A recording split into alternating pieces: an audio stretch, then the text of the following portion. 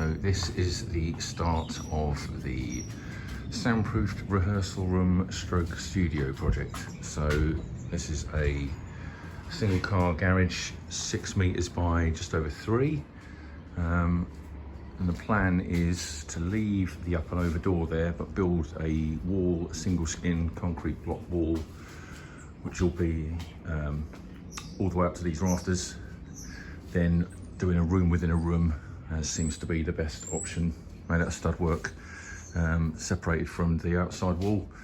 Yeah, so the wall is going to go where that line is to allow enough space for the door to open and to stick a stud wall on both sides, and allow for the double door system that's going to be there to help with soundproofing, which means the actual length of the room will be about 4 meters 40, and then the width probably just under 3 meters. Unfortunately, the ceiling joists are only 3 by 2, which is very weak for that span. Obviously, this wall here will shorten the length in terms of supports, but even so, that's still going to be too much. So I'm waiting for the builder to come back tonight, talking about cross beams underneath to support these. I've just got to work out what his thoughts are in terms of fixing the cross beams, because obviously I'm worried about vibration transfer if it's going to be direct to the wall. Venting, unfortunately, I've already got, I'm not going to be able to see it now because it's behind this chipboard, a 12, just over 12 centimetre hole bored through the wall anyway, which is double skin anyway, which is handy. So that'll help with the transmission of sound, or rather lack of. And then there's going to be another one up where this cross is up here to allow for some sort of air venting. I've already moved the electrical wiring points that were running down to the end there, just to put them up here and out of the way. And then obviously I'll get electrician in to run lines through across for lighting on the walls and power points. So I've got all the chipboard today because I'm going to have to board out the roof, make it nice and tight seal. These gaps here, I'm going to have to get the chipboard right up to the edge, and then I'm going to put essentially like end piece noggins going across to sort of block out, and then seal across there to make sure there's no gaps going through. That's probably all I'm going to get done for today. These cross beams that are already in place, I'm probably going to leave them there, albeit I'm going to pull them up to be able to put some green glue tape underneath all of this on top of the joists, just to minimise, again, sound transfer where I can, because I think the best plan is to use resilient channels on the stud wall, between the stud wall and the plaster wall, but that's expensive. So instead I'm going to use green glue tape basically anywhere where wood comes into contact with any other wood. So it'll be on the joists underneath the chipboard, on the joists under there as well, where it's going to attach to the stud work, and underneath the base plate as well, and then potentially some foam strip or something even backing onto the plasterboard, onto the stud work, anywhere where I can. So yeah, that's probably it for the next couple of days, by the time I've cut these down to size and fit them all in along with the noggins, and we'll see how we go. As you can see, there's a bit of a gap between the beams and the wall anyway, so I think it's about 2 centimetres. So I use that as basically my marker for where the stud work down is going to be, to keep it separate from the wall, so there's no any sound transfer. It's about 2 centimetres this side, and as you can see on this other side, it's about just under 4 centimetres. Okay, day 2. So most of the boarding up is done, which was a nightmare because everything is not entirely square. Probably can't see it up there, but the boards aren't entirely lined, but to try and get them all to fit was an absolute nightmare. So I've got these little things here just to brace, obviously, where I'm cutting around this bit, which I've done along there as well, which is also a pain in the bum, but we're getting there. So hopefully finish off the boarding tomorrow. None of these are actually put down yet because I'm waiting for the green glue tape to put on the joists, which will obviously help with sound disbursement. But I thought I'd get them all cut and down, so at least I know they fit. Then I'll just take them up, put the green glue tape down, and then put them back down and screw them in. So fingers crossed, next couple of days all this bit will be done. So I had to think about some sort of venting, with the fact that it's hopefully going to be entirely soundproof and there's going to be no windows or anything. I need to think about some air getting in, but also obviously the soundproofing qualities of that. I did find a company which do basically a similar thing to this, and quite conveniently they opened up the grills to show what it was that they did in terms of soundproofing.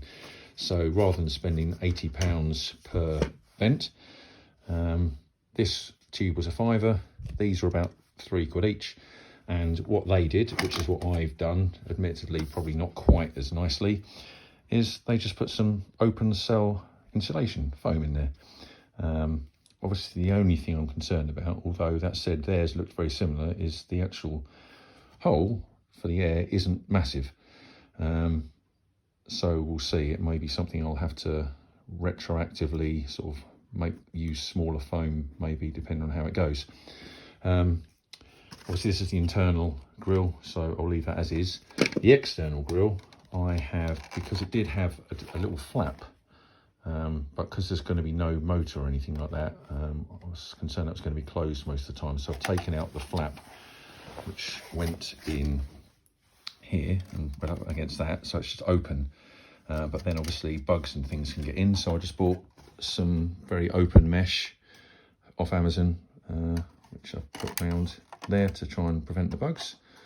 And also, just as an extra bit of baffling, as it were, some double-sided tape on this against there, so as the air comes through there, it just hits that, so just a little bit of extra insulation. Hopefully that will do the trick. So there'll be one low down on the wall for outtake or intake, whichever way it works, and other one higher up on the opposite wall.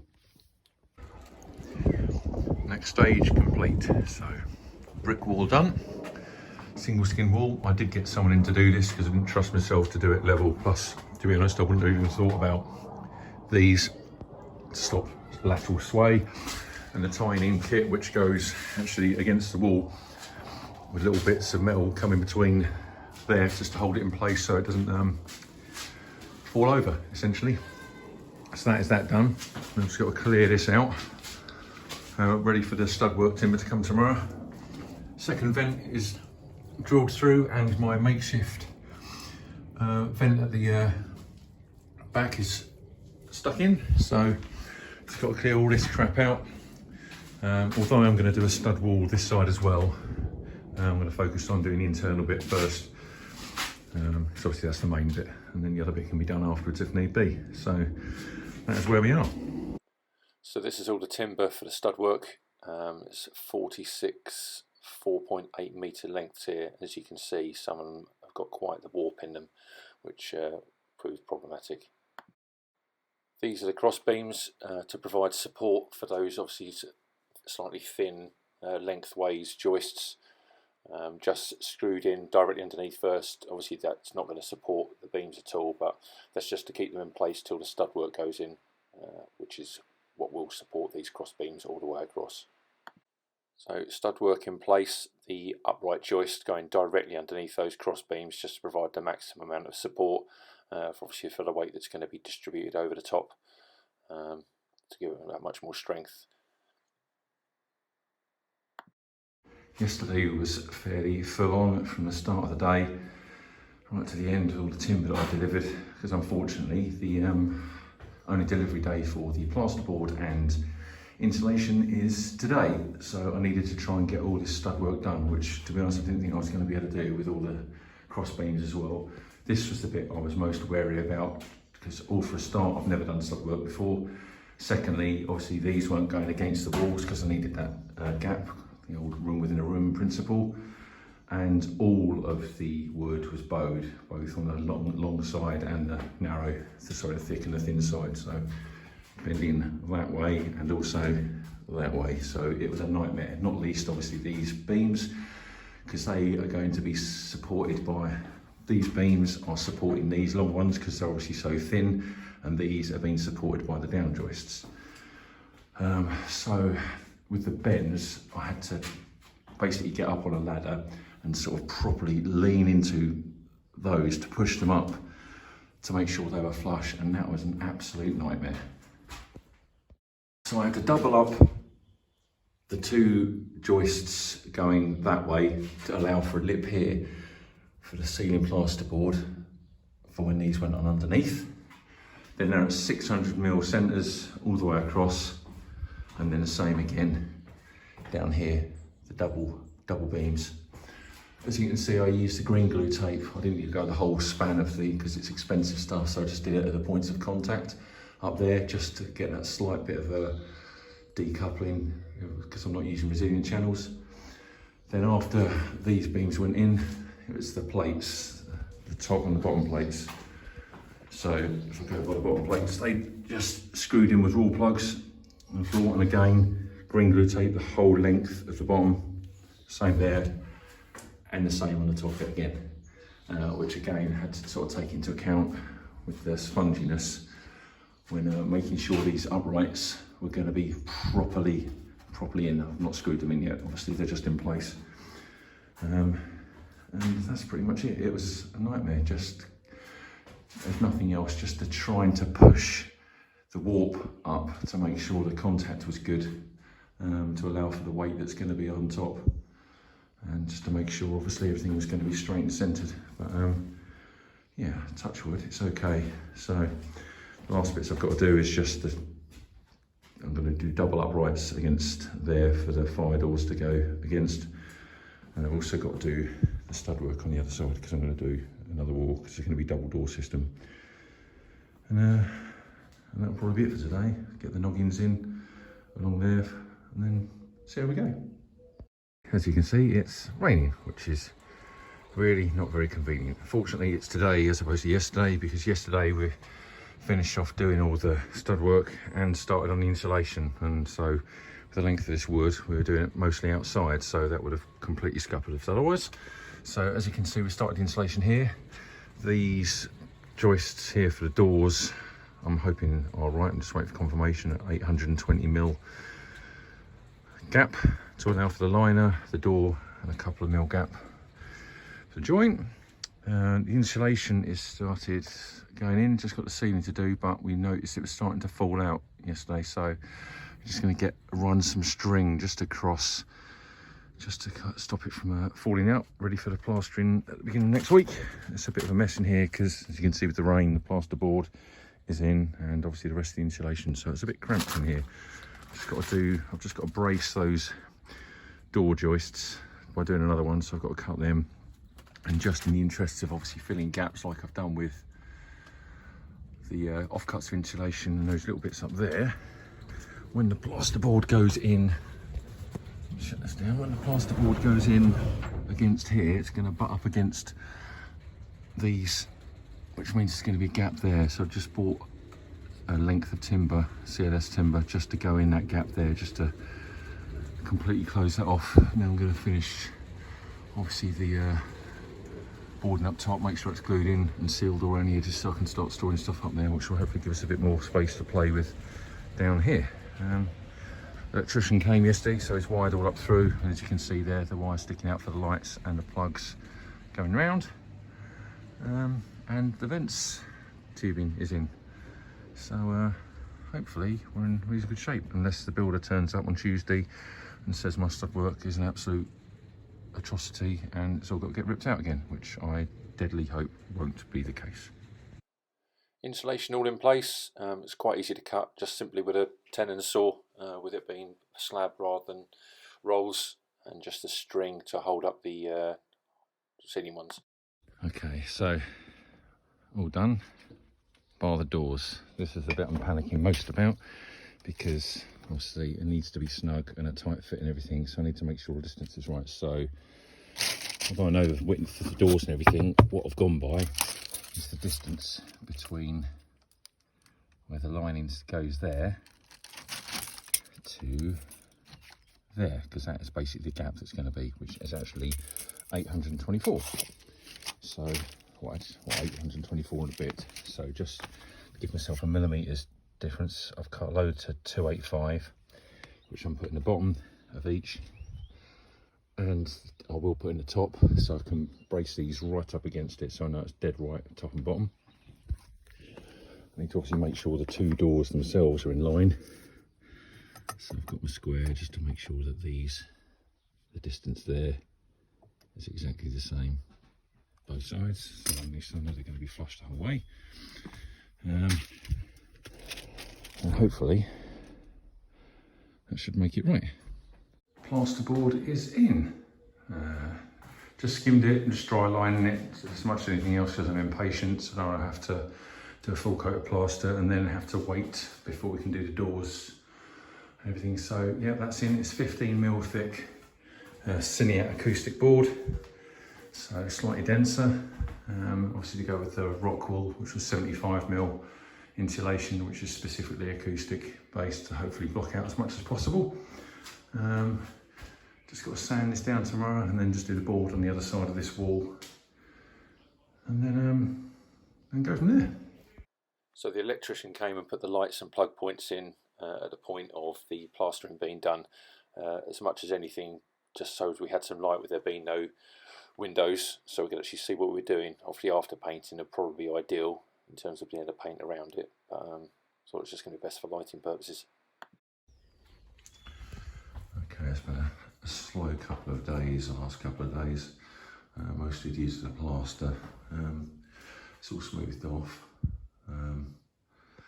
except for the corners where it does not seem to be going off for some reason. It's taken a lot longer than I thought, which is quite annoying. And the doors took quite a while just to get them a really snug fit. Quite fortuitously though, not by design particularly, the frames have been attached purely to the stud-work, so they're completely isolated from the separate brick that we did. Obviously I've got a gap here, and the original plan was just to put some plasterboard up against the wall, but thinking about it, that's then going to ruin the decoupling effect, so I've doubled up some lengths of the plaster here, and they are going to go just literally in those gaps really snugly up against this. Yeah, that's sort of where we are really. I'm hoping that this plaster's going to go off soon so I can paint. So it took, I'd used some primer. I was just going to use some watered down paint, but I'm glad I didn't, because it took more coats than I thought. So this was after one coat of primer the whole way round. Then it took 3 coats of the actual paint to cover up all the plaster properly. This is the underlay. It's a laminate underlay, but I know you're apparently not going to use it for carpet. It's not suggested, but I wanted the rubber crumb and the DPM. Not that I think there's going to be a damp problem, because there never has been, but just in case. And also just the rubber just provides that extra soundproofing underneath. Just used a cheap felt back carpet. Wasn't going to go posh really, was what it is. So it's like about 6mm thick in total, the carpet. And this is the gap between the doors where there was that space infilled with those plasterboard on, cuts really tightly and then just sealed up and then painted over, ready to be carpeted. Okay, so it's finally done. So I've got a security light to go with the camera outside. I have installed a rubber strip along the base of the garage just to stop leaves and water and shit getting through, just for obviously all the stuff that was in the garage for storage, so that doesn't get wet. So the doors are on, so they are very snug, lockable doors, obviously just because of all the stuff that's in here. So I have carpeted the inside, which I just used spray adhesive, just an old can that I found in the shed. Partly aesthetic and partly just to mute this, muffle the sound a little bit more. Likewise, obviously on the door, another locked door, just turn the light on. And inside we have the studio set up. So I don't think I've done a video since we were doing the doors. So the doors are, as you can see, very snug. This is the last bit I did yesterday, the carpet around the doors, on the door I should say. It overlaps the frame, so I can use the Velcro for when I'm in here, just to get, again, just block out that little bit of noise just for the gap in the door. Not that there really is any, so it is very, very snug. Acoustic panels, the foam panels, I don't know if I've probably done them entirely scientifically correct. The base traps obviously in the corners are standard. I've done the foam padding directly above the drum kit, which I've bought, along with behind as well. The carpet is over a laminate underlay, so like a rubber crumb, but it had a DPM a deep damp-proof membrane built into it. So although I don't think I suffer from any damp in the garage, I thought just for the sake of it and just to add a little bit of impact sound deadening with the rubber for the drums and just to make it a little bit nicer underfoot as well. I don't think there's much else to say other than that. I've got to do a proper sound check test yet, so obviously this is helping the double doors, and I had some of the rock wool fibre left over, so my mum bought a set of curtains simply to fill up with the rock wool that I had left over. So now, if I just come through here, so that's a bit more obvious.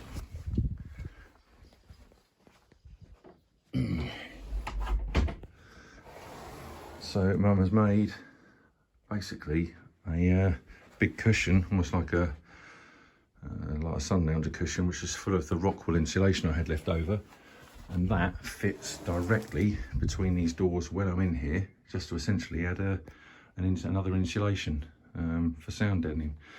So that's going to make it nice and easy for the sound from the drums not to travel through, and that's it. So actually start recording now, hopefully. Moment of truth, time to do a sound check and see how much sound is blocking out. So I'm going to record in here, and my other half is going to record outside, and we'll see how much sound is blocked out.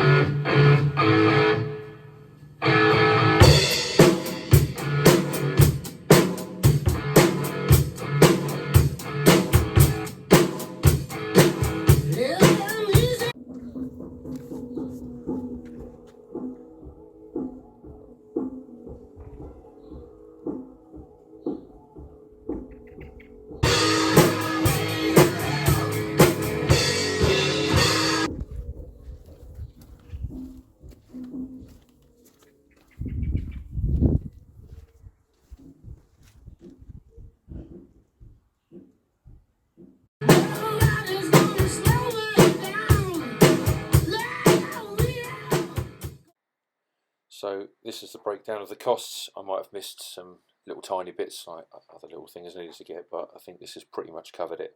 From a labour point of view, I had a builder do the wall and put the chipboard, the plasterboard and plastering. I helped him do obviously all these things to cut down on time and cost.